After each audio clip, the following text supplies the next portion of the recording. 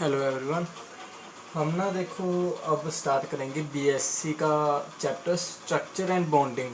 देखो ना बीएससी में क्या होता है। बीएससी आप चाहे किसी भी यूनिवर्सिटी से कर रहे हो, आपको अगर ये चैप्टर है, अगर आपके सिलेबस में ये चैप्टर है स्ट्रक्चर एंड बॉन्डिंग।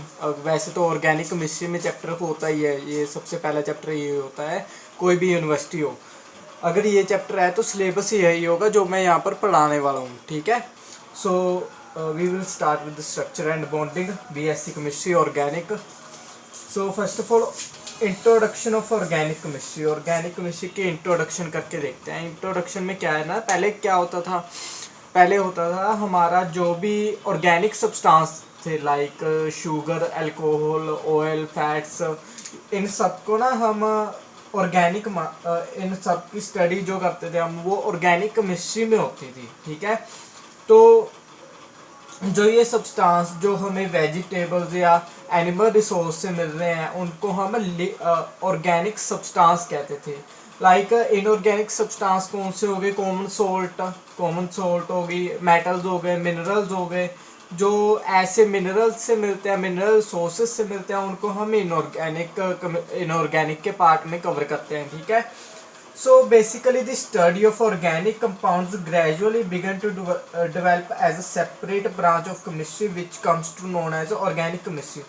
हमने ऑर्गेनिक सब्सटेंस की जब हमने स्टडी करनी स्टार्ट की ना, उससे हमें ये टर्म मिली ऑर्गेनिक केमिस्ट्री। ये सेपरेट जो हम स्टडी करने लगे ऑर्गेनिक सब्सटेंस की, ये क्या हुई हमारी ऑर्गेनिक केमिस्ट्री में कंसीडर हुई, ठीक है, ये जो स्टडी की थी हमने। सो एक ऐसी थ्योरी निकल के आई, वर्टाइल फोर्स थ्योरी। इस थ्योरी में क्या था ना, पहले एक ब्राजीलियन हमारे साइंटिस्ट होते थे, उसने क्या कहा था, जो भी हमारे ऑर्गेनिक कंपाउंड्स होते हैं, ऑर्गेनिक कंपाउंड्स वो मिस्टीरियस फोर्सेस से एक दूसरे से बाउंड होते हैं। लाइक जो हमारे ऑर्गेनिक कंपाउंड बनते हैं ना, वो मिस्टीरियस कोई चमत्कारी जो फोर्स होती है उससे एक दूसरे में बाउंड रहते हैं, उससे बनते हैं, जो कि नेचर में होती है। ऐसे लिविंग हम उसको बना नहीं सकते, ठीक है। But this force was a vital force and this theory, जो ये थ्योरी थी उस फोर्स को क्या कहते थे, vital force, and this theory is known as a vital force theory. But in 1828 जो वॉलर हमारे साइंटिस्ट थे, उन्होंने यूरिया बना लिया। यूरिया क्या होता है, ये ना यूरिया एक ऑर्गेनिक कंपाउंड होता है। Like urea is basically nothing when carbon connected with oxygen by double bond, it also connected with the two amine group, it is known as urea. उसने यूरिया बना लिया लेबोरेटरी में। अब ऐसे तो हमारी वर्टाइल फोर्स थ्योरी जो थ्योरी निकली थी वो गलत हो गई। वो थ्योरी क्या कहती थी, जो हमारे ऑर्गेनिक सब्सटेंस हैं उन्हें हम लेबोरेटरी में नहीं बना सकते, वो जो बनते हैं वो ऐसी हमारे नेचर में बनते हैं एक वर्टाइल, एक मिस्टीरियस फोर्स से, ठीक है। सो इससे तो हमारा जो थ्योरी, जो ऑर्गेनिक केमिस्ट्री जिस थ्योरी पे बेस्ड की थी ऑर्गेनिक केमिस्ट्री की डेफिनेशन, वो डेफिनेशन ही हम कहेंगे निगलेक्ट हो गई। क्यों? क्योंकि आगे जाकर और भी ऑर्गेनिक कंपाउंड्स हमने लेबोरेटरी में बना लिए, तो जो वर्टाइल फोर्स थ्योरी थी वो कंसीडर करनी बंद कर दी गई आगे जाकर। Modern definition of organic chemistry, आगे जाकर ऑर्गेनिक केमिस्ट्री की क्या डेफिनेशन बनी। With the rejection of vertile force theory, the major difference between organic and inorganic substances disappeared। जो मेजर डिफरेंस था ऑर्गेनिक और इनऑर्गेनिक सब्सटेंसेस के बीच में, वो तो डिफरेंस गायब हो गया। ऑर्गेनिक में क्या कहते थे, कोई मिस्टीरियस फोर्स है, बट ऐसी तो कोई फोर्स है ही नहीं क्योंकि हमने उसे लेबोरेटरी में बना लिया, ठीक है। सो हम क्या कहेंगे, but organic chemistry continue to be treated as separate branch of chemistry although was given a new definition. So ये चाहे थ्योरी निगलेक्ट हो गई, बट ऑर्गेनिक सब्सटेंसेस की स्टडी ना हम अलग से ही करते रहे, क्योंकि अगर इसको मिक्सअप कर देंगे इनऑर्गेनिक के साथ तो कोई भी अंडरस्टैंड नहीं करेगा इसके कॉन्सेप्ट्स को। इसके कॉन्सेप्ट्स इनऑर्गेनिक से अलग होते हैं, ठीक है। सो एक न्यू डेफिनेशन की जरूरत थी, तो न्यू डेफिनेशन क्या आई, organic chemistry is now defined as the chemistry of a compound which contains carbon as an essential constituent। अब इसने क्या कहा ना, जो ऑर्गेनिक केमिस्ट्री में जो भी सब्सटेंस हम स्टडी करेंगे उनमें एक या एक से ज़्यादा कार्बन एटम ज़रूर होने चाहिए। अगर कार्बन एटम नहीं होंगे तो वो ऑर्गेनिक कंपाउंड नहीं रहेगा, वो इनऑर्गेनिक कंपाउंड की कैटेगरी में चला जाएगा। ठीक है, सो ये तो हो गया, हमने एक बेसिक सी डेफिनेशन दे दी। बट हमारे carbon monoxide, like carbon monoxide CaO ना, CO जो है हमारा कार्बन मोनोक्साइड, ये एक इनऑर्गेनिक, हम कहेंगे इनऑर्गेनिक सब्सटेंस है। ये इनऑर्गेनिक केमिस्ट्री में स्टडी होता है। हमारी CO2 ले लो आप, कार्बन डाइऑक्साइड, वो भी इनऑर्गेनिक में स्टडी होती है। सो ये डेफिनेशन भी ना पूरी फिट नहीं हुई। हमने फिर क्या किया, दिस सिंपलेस्ट, हमने एक डेफिनेशन दी हाइड्रोकार्बन्स। हाइड्रोकार्बन्स जब ना हमारे कार्बन के साथ हाइड्रोजन लग जाता है, ठीक है, उसे हम क्या कहते हैं, हाइड्रोकार्बन्स। जो कंपाउंड के, जिस कंपाउंड में कार्बन के साथ हाइड्रोजन लग जाते हैं उसको क्या कहते हैं, हाइड्रोकार्बन्स। सो नई डेफिनेशन क्या आई ऑर्गेनिक केमिस्ट्री की, therefore organic chemistry is called as is also defined as a chemistry of hydrocarbons and their derivatives. chemistry of hydrocarbons means carbon and hydrogen के जो कंपाउंड होंगे उसकी केमिस्ट्री, उसकी जो स्टडी होगी उसको हम क्या कहेंगे, organic chemistry. And it's derivatives, जब हम हाइड्रोकार्बन से और कंपाउंड बनाएंगे ना, लाइक जब मैं हेलो अल्केन्स में से, आप 12th में पढ़ के आए हो ना, हेलो अल्केन्स में से मैं अल्कोहल बना लेता हूँ, या अगर मैं उससे हमारा कीटोन या एल्डिहाइड कार्बोक्सिलिक एसिड बना लेता हूँ, तो वो कार्बोक्सिलिक एसिड और अल्कोहल या हमारा एल्डिहाइड क्या है, वो डेरिवेटिव्स हैं किसके, हेलो अल्केन्स के। ठीक है, now theoretical aspects of organic chemistry. Theoretical aspects क्या हुए, लाइक जब ऑर्गेनिक केमिस्ट्री की स्टडी स्टार्ट हुई ना, लाइक ऑर्गेनिक केमिस्ट्री को स्टडी करना स्टार्ट हुआ, ऑर्गेनिक सब्सटेंस को पढ़ना स्टार्ट हुआ, तो जो उसके थियोरेटिकल उससे क्या मिला ना, उससे हमें पता लगा कि कोई भी रिएक्शन कैसे अकर होती है, कैसे उसकी स्पीड क्या होती है, वो कौन सा मैकेनिज्म फॉलो करती है। ये क्या हो गया, ये थियोरेटिकल एस्पेक्ट होगा किसका, ऑर्गेनिक केमिस्ट्री का और ऑर्गेनिक सब्सटेंस का। नेक्स्ट हमारा टॉपिक क्या है, nature of bonding in organic compounds. Organic compounds में बॉन्डिंग कैसे होती है, लाइक वर्टल फोर्स थ्योरी के हिसाब से तो कोई मिस्टीरियस फोर्सेस होंगी इनके बीच में, बट ऐसे तो कोई हुआ नहीं। तो इनमें बॉन्डिंग कौन सी है वो हम देखेंगे, इसमें बॉन्डिंग कौन सी होती है। ठीक है, सो हम कार्बन को ले लेते हैं। फर्स्ट ऑफ ऑल कार्बन तो एसेंशियल कंपाउंड, एसेंशियल एटम है कंपाउंड का। सो हम कार्बन को लेते हैं, उसका एटॉमिक नंबर क्या हो गया, 6। सो कार्बन का एटॉमिक नंबर 6 है। इसकी हम इलेक्ट्रॉनिक कॉन्फ़िगरेशन कैसे लिखेंगे, 1s2 2s2, 2 इलेक्ट्रॉन बचे ना, अब क्या कहेंगे, 2p 2p में फिल करेंगे ना 2 इलेक्ट्रॉन्स, है ना। 2p किन में हम कहेंगे डिस्ट्रीब्यूट, किन ऑर्बिट्स में हो जाता है, ऑर्बिटल्स में हो जाता है, 2px 2py and 2pz। So 2px में एक इलेक्ट्रॉन, 2py में एक इलेक्ट्रॉन। क्यों, अब देखो टोटल काउंट करके देखो, 2 + 2 + 1 + 1 कितने हो गए, 6 इलेक्ट्रॉन्स हो गए ये। ठीक है, सो अब देखो इसको अपना ऑक्टेंट फिल करने के लिए कितने इलेक्ट्रॉन चाहिए, 2 इलेक्ट्रॉन तो Z में आ सकते हैं 2, एक इलेक्ट्रॉन py में आ सकता है, एक इलेक्ट्रॉन px में आ सकता है ना। सो टोटल कितने इलेक्ट्रॉन हमारा ये एक्वायर कर सकता है, 4 इलेक्ट्रॉन एक्वायर कर सकता है ना, 4 इलेक्ट्रॉन एक्वायर कर सकता है। और कितने इलेक्ट्रॉन लूज कर सकता है, लूज किस में से करते हैं हम, मतलब इलेक्ट्रॉन अगर निकालना हो तो किन ऑर्बिटल्स से निकालते हैं, उन्हीं ऑर्बिटल से निकालते हैं ना जो हमारे आउटर होंगे। आउटर कौन सा है, 2p है और 2s है। जो भी हमारे 2 वाले होंगे वो इलेक्ट्रॉन हमारे बॉन्डिंग कर सकते हैं ना। सो ये इलेक्ट्रॉन कितने हैं, 2 + 1 + 1 4 इलेक्ट्रॉन्स। सो हम क्या कहेंगे, कार्बन 4 इलेक्ट्रॉन गेन भी कर सकता है, 4 इलेक्ट्रॉन लूज भी कर सकता है। ठीक है, thus it has 4 electron in the valence shell. In order to acquire stable noble gas configuration in its compound, carbon should either lose or gain 4 electron, alternatively share 4 electron. ये क्या कर सकता है, 4 इलेक्ट्रॉन लूज कर सकता है और 4 electron gain कर सकता है अपना ऑक्टेंट पूरा करने के लिए, ठीक है।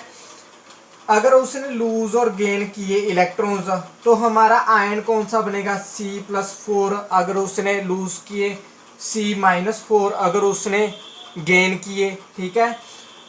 तो ना इसको इन आयंस को बनाने में ना बहुत large amount of energy required होती है। इतनी एनर्जी हमें लेबोरेटरी में अवेलेबल ही नहीं होती। लाइक कंपाउंड को इतनी एनर्जी दे के आप कंपाउंड बना रहे हैं, तो अगर इतनी एनर्जी यूनिवर्स में होगी तभी तो कंपाउंड बनेगा ना।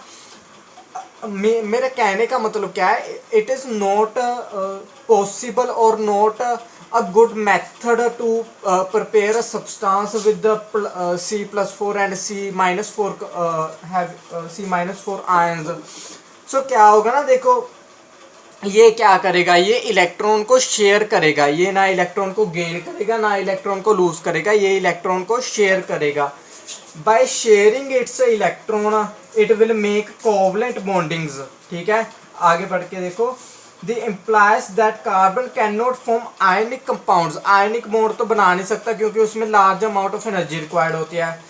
So in its compound it must form only covalent bonds। so ये only covalent bonds बनाएगा। so जितने भी हम ऑर्गेनिक केमिस्ट्री में कंपाउंड स्टडी करेंगे ना, उन सब में से उन सब में हमारे पास क्या आएगा, कोवलेंट बॉन्डिंग आएगी, ठीक है।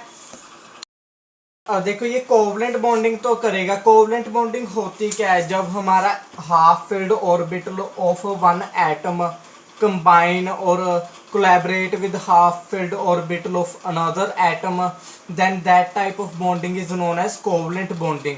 अब देखो कोवलेंट बॉन्डिंग का मतलब मैं ऐसे समझाता हूँ। देखो अगर हमारा 2p1x में एक इलेक्ट्रॉन है ना, अब जब ये एक इलेक्ट्रॉन किसी और एटम के एक इलेक्ट्रॉन के साथ मिलके अपना ऑर्बिट पूरा करेगा, ऑर्बिट को अपने कंप्लीट करेगा, तो जो हमारी बॉन्डिंग होगी ना इनमें दो एटम्स के बीच में, वो कौन सी होगी, covalent bonding. So in carbon we can see that we have two half filled orbitals, means we have two unpaired electrons. हमारे पास दो अनपेयर्ड इलेक्ट्रॉन है, मीन्स इसके बॉन्ड कितने बन सकते हैं, दो। बट ऐसे नहीं होगा, इसके बॉन्ड कितने बनते हैं, एक्चुअल में 4 बॉन्ड बनते हैं। क्यों, इसका रीज़न है, देखो एक्चुअली क्या होता है ना, जब हमारा 2s बॉन्डिंग करने जाता है, 2s 2p बॉन्डिंग करने जाते हैं, तो जो 2s वाला पेयर्ड इलेक्ट्रॉन होता है ना, वो जंप करके किस में आ जाता है, 2p के एम्प्टी ऑर्बिटल में, ठीक है। ये 2s का पेयर्ड इलेक्ट्रॉन जो होता है वो जंप करके 2p के एम्प्टी ऑर्बिटल में आ जाता है। अब देखो यहाँ पर कितने हमारे हाफ फिल्ड ऑर्बिटल्स हैं, 1 2 3 4 हाफ फिल्ड ऑर्बिटल्स है ना। अब देखो 4 half filled orbitals plus 4 unpaired electrons. 4 unpaired electrons can bound with the 4 unpaired electrons of another atom। ये 4 अनपेयर्ड इलेक्ट्रॉन्स कार्बन के और 4 अनपेयर्ड इलेक्ट्रॉन के साथ बॉन्डिंग कर सकते हैं अपना ऑक्टेट, अपना ऑर्बिटल कंप्लीटली फिल्ड करने के लिए। So this is by this reason carbon show covalency of 4। इसकी कोवेलेंसी कितनी होती है, 4 की, ठीक है, rather than 2। It explains the tetra covalency of carbon। It has been postulated that at the time of bond formation, the 2 electron in 2s orbital of carbon are unpaired and one of them is promoted to the empty 2p orbital। जब हमारे टेट्रावलेंसी होती है, जब bonding होने लगती है, तो 2s का जो एक इलेक्ट्रॉन होता है वो जंप करके किस में चला जाता है, 2p में, ठीक है। In its new excited state called in its new state, this state is known as excited state। यहाँ पर एनर्जी हाई होती है। The carbon atom has 4 half-filled valence orbital which would be available for the formation of covalent bonding। ठीक है, 4 electron है जो covalent bonding के लिए अवेलेबल है, ठीक है। अब एक और चीज देखो, अगर इसने दो ही बॉन्ड बनाए तो कंपाउंड कितना स्टेबल होगा, और अगर इसने 4 बॉन्ड बना लिए तो कंपाउंड कितना स्टेबल होगा। इसकी स्टेबिलिटी डिस्कस करते हैं। देखो अब क्या होगा, आप समझना। मैंने ना अब इसको एक्साइट नहीं किया, एनर्जी नहीं दी उसके 2s के और इलेक्ट्रॉन को जंप करने के लिए, 2p में जाने के लिए, ठीक है। तो दो इलेक्ट्रॉन है हमारे पास unpaired, so this 2 electron combined with electrons. Hydrogen का कितना होता है एटॉमिक नंबर 1, तो इलेक्ट्रॉन कितना होगा 1। 2 हाइड्रोजन ले लिए, ये 2 अनपेयर्ड इलेक्ट्रॉन, 2 हाइड्रोजन, इसने कंपाउंड बना लिया CH2, ठीक है। रिलीज ऑफ एनर्जी कितनी हुई, अगर एक बॉन्ड बनने से रिलीज ऑफ एनर्जी हो रही है 418, तो 2 × 2 करके हमारे पास एनर्जी कितनी रिलीज हो गई 2836 energy, 836 kelvin joule mole inverse हमारी जो एनर्जी है वो रिलीज हो गई। अगर अब हम देखते हैं हमारे पास 4 बॉन्ड बनाने के बाद कितनी एनर्जी रिलीज होगी। एक बात याद रखना, जितनी ज़्यादा एनर्जी रिलीज होगी ना मीन्स उतने ज़्यादा स्टेबल कंपाउंड बना है, ठीक है। अब देखो, मैंने पहले तो कार्बन को अब एनर्जी दी 400 केल्विन और इसके 4 अनपेयर्ड इलेक्ट्रॉन बना दिए, ठीक है। अब ये 4 बॉन्ड बना सकता है 4 हाइड्रोजन के साथ, सो 4 × 418 418, 4 × 418 4 बॉन्ड बन गए ना, तो हमारे पास टोटल एनर्जी कितनी आ गई 1672, ठीक है। इसमें से 400 माइनस कर दो जो एनर्जी हमने पहले दी थी, तो नेट एनर्जी रिलीज कितना हो गया 1272, ठीक है 1272। अब देखो ये इससे ज़्यादा है ना, जो पहले एनर्जी रिलीज हुई थी 2 बॉन्ड बनने से, अब जो 4 बॉन्ड बनने हैं उसमें ज़्यादा एनर्जी रिलीज हुई है ना, मीन्स कंपाउंड ज़्यादा स्टेबल होगा। इससे हम क्या कहेंगे, when there is covalency of carbon is a tetra, और we can also say that when covalency of carbon is 4 then compound is more stable than when covalency of carbon is 2। जब हमारे carbon की covalency 2 होगी तो compound जो बनेगा वो इतना स्टेबल नहीं होगा, बट जब हमारे कार्बन की कोवेलेंसी 4 होगी तो कंपाउंड जो बनेगा हमारा वो काफ़ी स्टेबल बनेगा, ठीक है। नेक्स्ट वीडियो में मैं टॉपिक डिस्कस करूँगा हाइब्रिडाइजेशन, ठीक है। ये इंपॉर्टेंट टॉपिक है, ठीक है। Thank you.